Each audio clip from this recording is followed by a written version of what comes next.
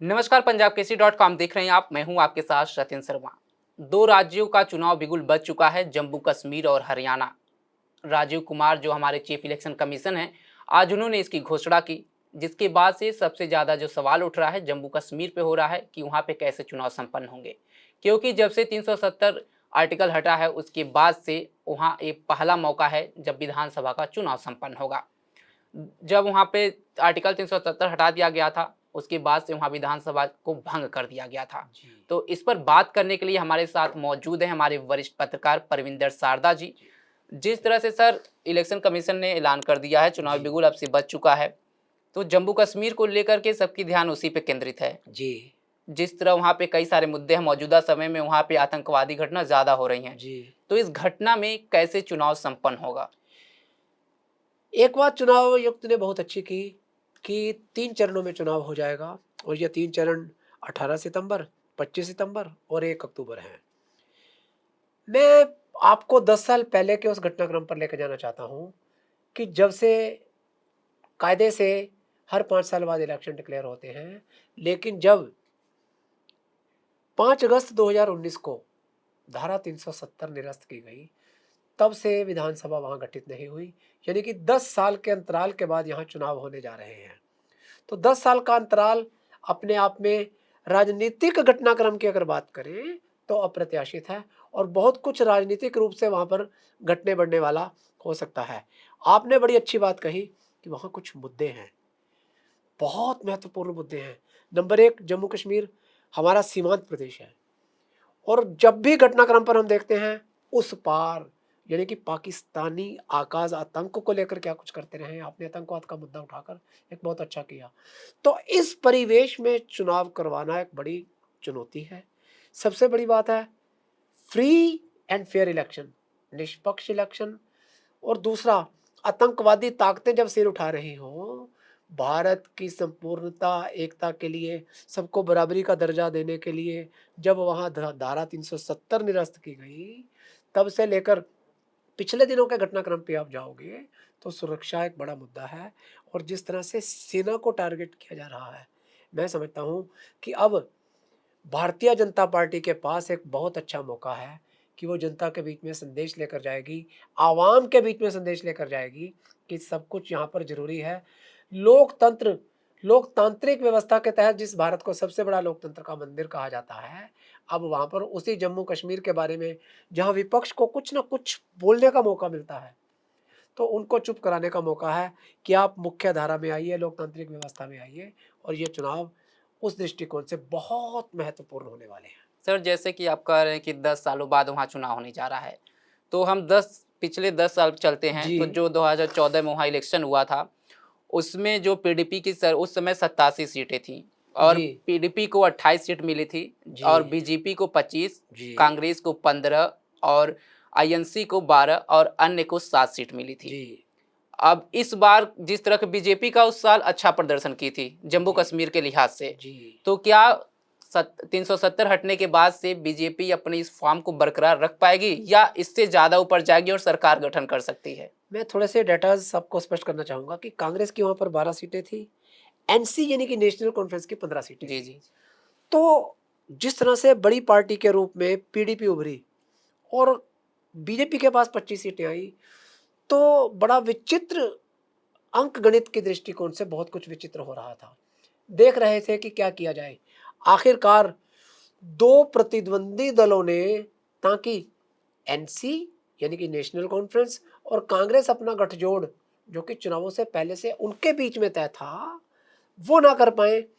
Bharatiya Janata party ने एक बहुत ही जोखिमपूर्ण कदम उठाया था पीडीपी के साथ गठन कर। पीडीपी के पास ये।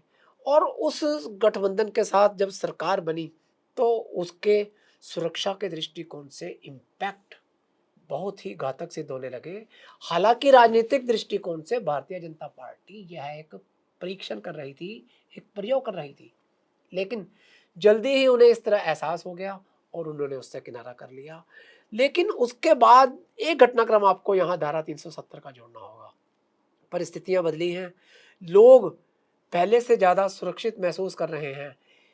हालांकि तरह तरह के मुद्दे बीच में कश्मीरी पंडितों को लेकर और दूसरे उठते रहते हैं, तो इन घटनाक्रम के बीच में राजनीतिक गतिविधियां काफ़ी पहले से चल रही हैं।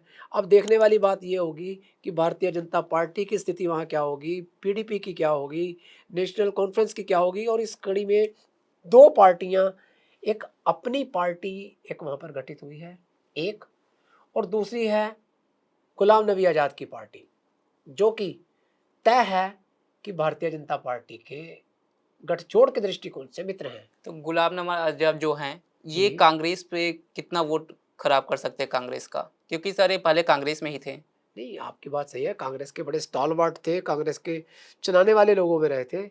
लेकिन अब जम्मू कश्मीर में उनकी क्या भूमिका रहने वाली है? पब्लिक के बीच में उनका क्या स्टेटस रहा है? आगे इससे पहले आप एक बड़े ऊँचे प्लेटफ़ॉर्म पर थे, जहाँ आप सारी चीज़ें, जहाँ राष्ट्रव्यापी संदेश आप दे सकते थे। अब आप उस ज़मीन पर हैं, एक फ़र्क है। अब आप जम्मू कश्मीर की उस ज़मीन पे हैं, वहाँ लोगों की एक्सेप्टेंस, लोगों की स्वीकार्यता, आप किस रूप में उन्हें लेते हैं? देखो, जब चुनाव चलता है, वार और चुनाव और प्रेम, तरह-तरह के लेकर इसको लेकर फ़ेरेज़ कहे गए हैं। देखने वाली बात यह है कि अब जब ज़मीन पर उतरेंगे गुलाम नबी आज़ाद, तो वो लोगों को कितना कन्विंस कर पाएँगे, आवाम को कितना कन्विंस कर पाएँगे, देखने वाली बात यह है। जम्मू कश्मीर के अगर कुछ मुद्दों की बात की जाए तो आतंकवाद सबसे बड़ा पहला मुद्दा है। जी। उसके बाद रोजगार है, सुरक्षा है, आर्टिकल 370 भी इस चुनाव में आ सकता है सामने निकल के।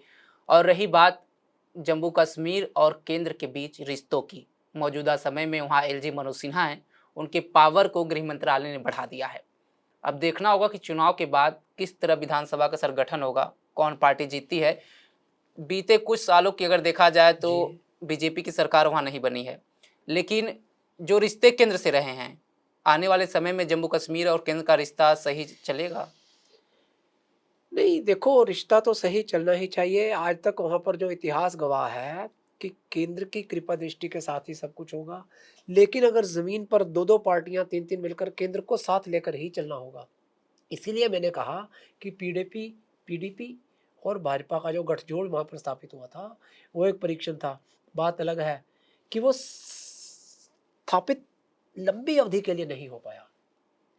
और परिणति क्या हुई वो सबको पता है। अब विपक्ष विशेष रूप से नेशनल कॉन्फ्रेंस के, चाहे वो फारूक अब्दुल्ला हो या महबूबा हो, वो किस तरह से लेते हैं जनता के बीच में, आवाम के बीच में उनकी स्वीकार्यता कितनी है? कहीं न कहीं बहुत ज़्यादा संघर्ष होने वाला है। हालाँकि परिसीमन के बाद वहाँ का स्वरूप बदला है। आप अगर उस परिसीमन के ऊपर ध्यान देंगे, तो इस वक़्त कश्मीर के क्षेत्र में जो कुल सीटें पहले 87 थी, अब 90 हो चुकी हैं। अकेले कश्मीर क्षेत्र में 47 सीटें हैं, और अगर जम्मू की बात करें, तो जम्मू में यह स्वरूप बढ़कर 43 पर हो गया है। तो ऐसे में देखने वाली स्थिति यह है कि अपने-अपने क्षेत्र में कौन कितनी-कितनी सीटें लेकर जाएगा। मैदान का क्षेत्र, पहाड़ का क्षेत्र। लेकिन संदेश कौन किस तरीके से देगा, और परिसीमन जिस तरीके से हुआ, अगर आप परिसीमन व्यवस्था को ही, उस प्रोसीजर को ही चैलेंज करेंगे, तो ये लड़ाई है, एक वॉर है। वो बात ठीक है कि परिप्रेक्ष्य लोकतांत्रिक है। एक सर बड़ा सवाल उठता है कि वहाँ पे पारदर्शिता के साथ चुनाव कैसे संपन्न होंगे?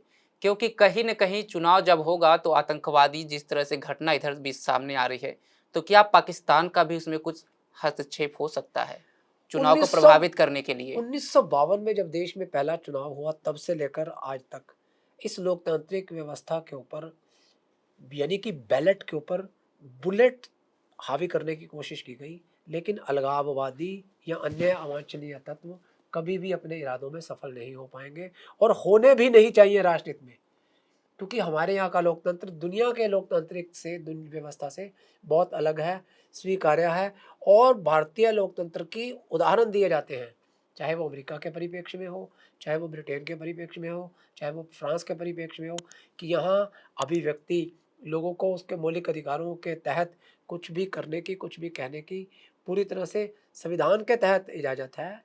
लेकिन जिस तरह से चुनाव व्यवस्था बाकी देशों में है, उसकी तुलना में भारत कहीं मजबूत है, और इसकी लोकतांत्रिक व्यवस्था को स्वीकार किया जाता है। सर बीते जब से 370 आर्टिकल हटा है, जी। उसके बाद से केंद्र सरकार वहाँ पे विकास की नदियाँ बहाने की कोशिश कर रही है, जी। डेवलपमेंट हो रहा है, किसानों को प्रेरित किया जा रहा है, जी, जी, जी। युवाओं को खेल के माध्यम से जोड़ा जा रहा है, जी। समय-समय पे एक गेम आयोजन किए जा रहे हैं और जो एलजी की शक्तियाँ भी बढ़ाई गई हैं। बिल्कुल। तो क्या ये किस पार्टी को ज़्यादा फायदा दिख रहा है कि जिस तरह मौजूदा समय में कश्मीर में विकास की एक नई सीमा रेखा खींची गई है? नहीं देखो, आप फिलहाल व्यवस्था 15-20 दिन पहले उपराज्यपाल को अधिकार दिए गए हैं।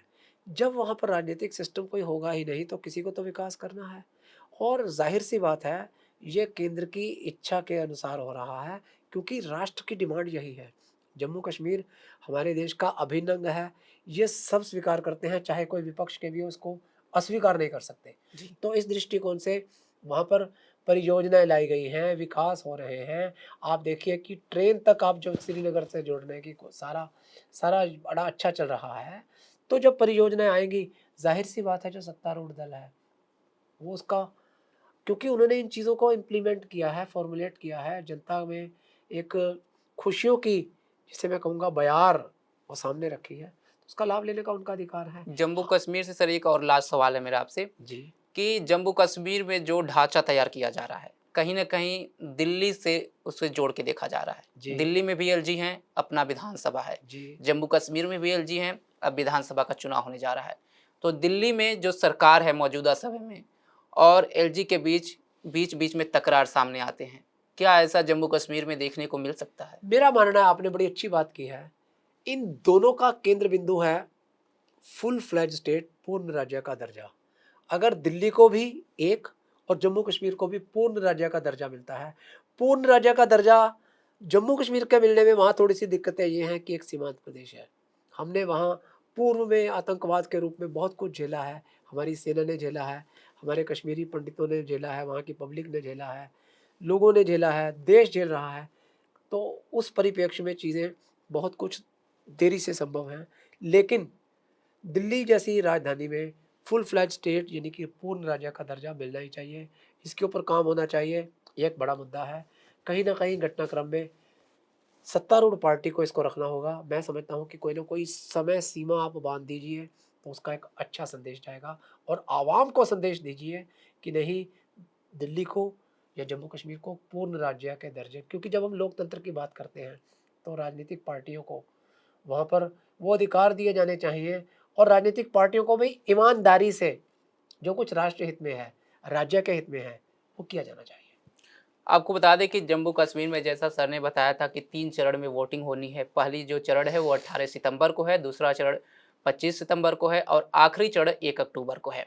वहीं आपको बता दें कि टोटल जो बूथ की संख्या होगी वो 11,838 होगी, जिसमें से 360 जो बूथ है वो मॉडल होंगे। अगर वोटर की बात की जाए तो 47.9 लाख वहाँ पे वोटर हैं, 20 लाख यूथ वोटर हैं वहाँ पे। अब हम बात करते हैं सर हरियाणा की। जी, 90 सीट जम्मू कश्मीर में भी है और जी, 90 सीट हरियाणा में भी है। जी, मौजूदा समय में जो हरियाणा विधानसभा का गणित है, उसमें बीजेपी फिलहाल जो सरकार चल रही है, जी, बहुमत में नहीं है। जी, तो आने वाले चुनाव में, जो कि एक चरण में हरियाणा का चुनाव होना है 1 अक्टूबर को, जी, तो बीजेपी इसको किस नज़र से देखती है? जेजेपी से अब अलग हो चुकी है जी, और जी। कांग्रेस भी दावा ठोक रही है। तो हरियाणा का चुनाव इस बार कैसे अलग होने वाला है? बहुत मजबूत चुनाव है, बहुत दिलचस्प चुनाव होने वाला है, दोनों पार्टियों की स्थिति बड़ी मजबूत है। हालाँकि अगर लोकसभा के चुनावों के दृष्टिकोण से देखा जाए तो भारतीय जनता पार्टी ने यहाँ पर 5 सीटें अपनी गँवा दी हैं और कांग्रेस ने 5 सीटें पा ली हैं। इस दृष्टिकोण से 90 सीटों को अगर आप तराजू में रखते हैं, तो दोनों बराबर-बराबर दिखाई देती हैं। लेकिन नेटवर्क और पब्लिक के बीच में मौजूदगी को लेकर कांग्रेस अपनी ताल ठोक रही है, भारतीय जनता पार्टी अपनी ताल ठोक रही है। भारतीय जनता पार्टी ने एक राजनीतिक कदम बड़ा उठाया कि यहाँ से खट्टर साहब को लोकसभा का चुनाव लड़ाया और उन्हें केंद्र में ले आए और जिस समीकरणों के तहत वहाँ पर वो नए सीएम नायब सिंह सैनी को लाए हैं, अब देखने वाली बात यह है कि क्या उनका ये तुर्प का पत्ता चलता है या नहीं। बहरहाल कांग्रेस की ओर से पूरी कोशिश इस वक़्त भूपेंद्र हुड्डा को कमान दी हुई है। अब वो अपनी टीम के साथ जो भी मामले उठ रहे हैं, उनको कैसे संतुलन बनाकर आगे बढ़ते हैं, देखने वाली बात यही होगी। मुकाबला काँटे का है। हालाँकि राजनीतिक दृष्टिकोण से देखा जाए, तो अलग-अलग फीडबैक आ रहे हैं। कांग्रेस का अपना दावा है, भारतीय जनता पार्टी का अपना दावा है, लेकिन टक्कर बहुत ज़बरदस्त रहने वाली है। मौजूदा कुछ महीनों और कुछ वर्षों में देखा जाए सर हरियाणा की राजनीति में, जी। तो दो ऐसे मुद्दे हैं जो कहीं न कहीं केंद्र सरकार को लोगों ने घेरने की कोशिश की है। पहला तो था हमारे पहलवानों का मुद्दा। जी, पहलवानों का गढ़ हरियाणा कहा जाता है। ज़्यादातर खेल वहीं से आते हैं। ओलंपिक में जी। जितने भी अभी ज़्यादा में गोल्ड मेडल जीते गए जी, हैं, जी, जी, जी, वो जी। भी हरियाणा से ही हैं। जी, दूसरा किसानों का मुद्दा, किसान आंदोलन जो था, एमएसपी जी, का मुद्दा था जी। चला। तो इस चुनाव में कौन-सा मुद्दा हावी होने वाला है?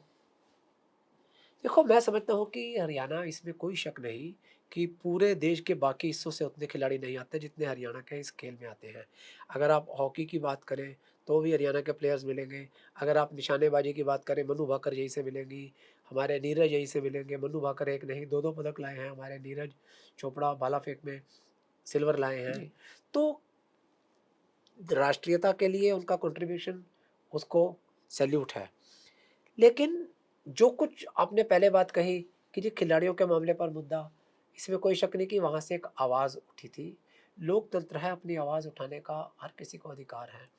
लेकिन मेरे दृष्टिकोण से मुद्दा वह होना चाहिए विकास का, कि हरियाणा आज जिस जगह है, हरियाणा का जो फसल दृष्टिकोण है, हरियाणा राइस के अंदर, जिस आंध्र प्रदेश को the rice bowl of India कहा जाता था, चावल का सबसे बड़ा उत्पादक प्रदेश माना जाता जी। था, हरियाणा आज उसको टक्कर देने की स्थिति में है।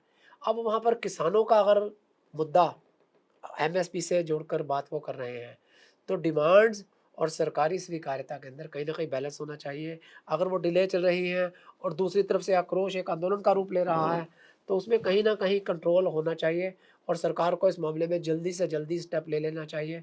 हालाँकि अब आचार संहिता लागू हो चुकी है, तो निश्चित रूप से विपक्ष के पास एक बड़ा मुद्दा तो किसानों का है, जिसे वो ज़रूर कैश करेंगे। आपको बता दें कि 2019 के विधानसभा चुनाव में किसको कितनी सीट मिली थी, तो यहाँ जी, पे बीजेपी को 40 सीट मिली थी, जी, कांग्रेस को 31 यानी कि 31 सीट मिली थी, जेजेपी को 10 और अन्य को 9 सीट मिली जी। थी। लेकिन देखना होगा कि इस विधानसभा चुनाव में कौन आगे जाता है, कांग्रेस या बीजेपी, और किसकी सरकार बनती है।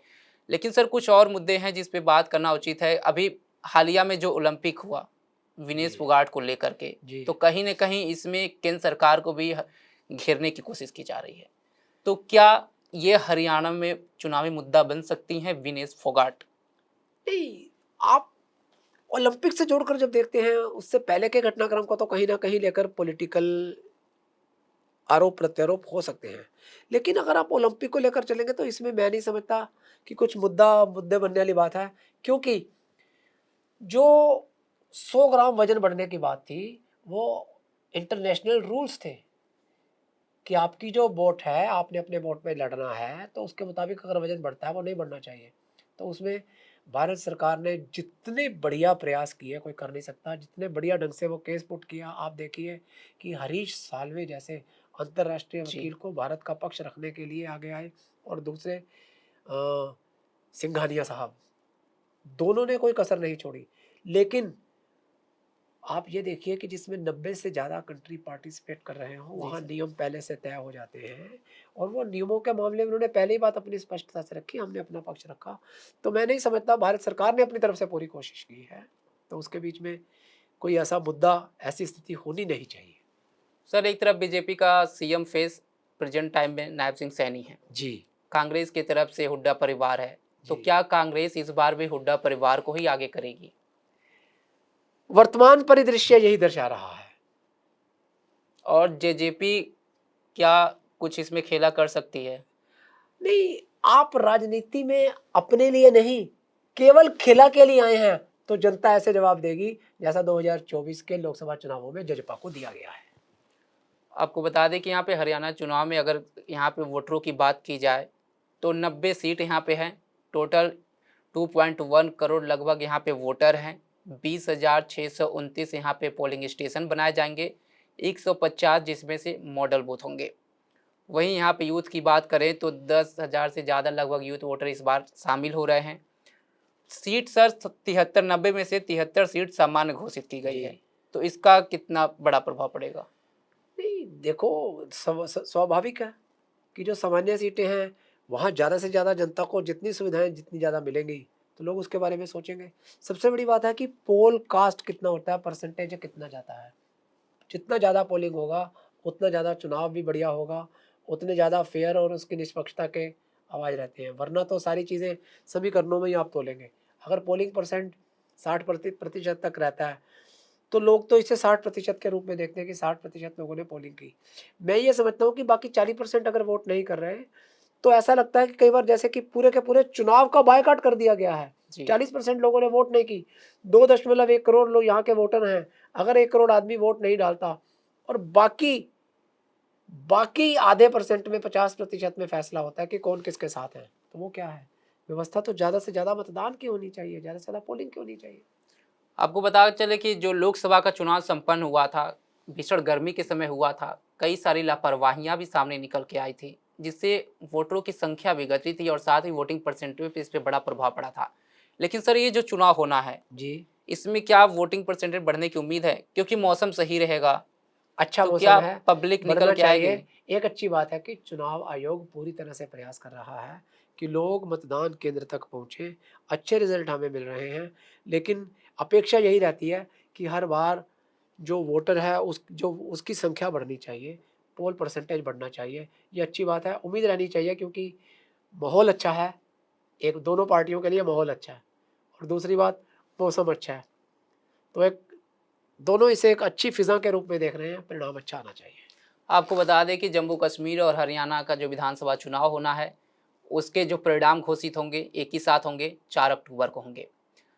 अब एक आखिरी सवाल सर से पूछते हैं कि जम्मू कश्मीर और हरियाणा में होने वाले विधानसभा चुनाव में दोनों को मिला करके आप किस नज़र से देखते हैं? एक सबसे बड़ी बात ये है अगर आपने मुझसे व्यक्तिगत रूप से पूछा है तो मैं इंतज़ार कर रहा था कि बाई इलेक्शंस के बारे में कुछ नहीं बताया गया। जी हाँ, इसमें बाई इलेक्शन यूपी की 10 सीटें अभी। यूपी की 10 सीटें हैं, पंजाब की भी 4 विधानसभाई सीटें हैं, तो बाई इलेक्शन जहाँ-जहाँ था, मैं समझता हूँ कि लगे हाथ हो जाना चाहिए, उनमें तो कोई ज़्यादा लंबी-चौड़ी दिक्कत नहीं थी।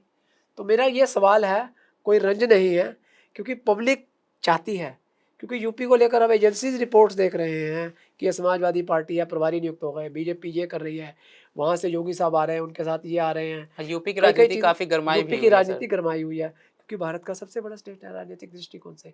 तो उसके भी अगर हो जाते तो अच्छी बात थी। संभवतः चुनाव आयोग के दिलो-दिमाग में कुछ और होगा, तो तो देखते हैं इन चुनावों के बाद क्या होता है। तो क्या सर जो महाराष्ट्र में विधानसभा चुनाव होने हैं, उसमें यूपी का उपचुनाव होगा? जी, तो देखते हैं चुनाव आयोग के क्या कार्यक्रम है, क्या उन्होंने कई लंबी-चौड़ी बातें कही हैं। सारे चुनावों में लोगों के रुझान की भी, लोगों की स्वतंत्रता की भी, फेयरिटी को लेकर भी बड़ी बातें कही हैं। तो उनके एजेंडे में बहुत कुछ है। देखते हैं राजीव कुमार जी ये डिक्लेरेशन कब करते हैं। एक और आपसे पर्सनल सवाल है। जी। आपके हिसाब से दोनों स्टेट में मुख्य मुद्दा क्या है? देखो सबसे बड़ा मुद्दा बेरोज़गारी है। जी, खूब उठा, 2024 के अंदर भी मुद्दा खूब उठा और उसके परिणामों के ऊपर इम्पैक्ट भी नज़र आए। मैं समझता हूँ कि दोनों ही दृष्टिकोण में अगर हरियाणा की बात करते हैं, तो किसानों का मुद्दा, बेरोज़गारी का मुद्दा एक बड़ा मुद्दा है। जी।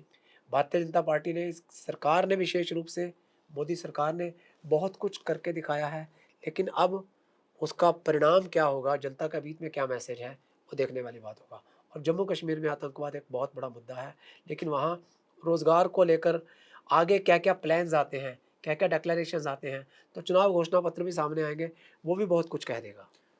एक और सवाल सर आपसे है कि जी, जिस तरह से स्टेट में हर चीज़ चल रहा है, अपने जम्मू कश्मीर का अलग मुद्दा है, जी। हरियाणा का अलग मुद्दा है, लेकिन जो बातें निकल के सामने आ रही है मौजूदा परिस्थिति को देखते हुए और हालिया में जो रिपोर्ट आया है हिडनबर्ग का, तो क्या चुनावी मुद्दे में विपक्ष इसे भुनाना चाहेगी? विपक्ष ने लोकसभा का सत्र चलने से पहले जिस वक़्त वो समाप्त हो रहा था, उसके बाद ये रिपोर्ट आई, उन्होंने डिमांड करी। 10 तो अगस्त की शाम को ये रिपोर्ट आई थी सर। जी, तो मुझे नहीं लगता कि इन स्टेट्स में ऐसे इस आर्थिक मंदी को लेकर जो चीज़ें आरोप-प्रत्यारोप चल रहे हैं, क्योंकि हिंडनबर्ग का क्या प्रयोजन था? सवाल तरह-तरह के उठेंगे।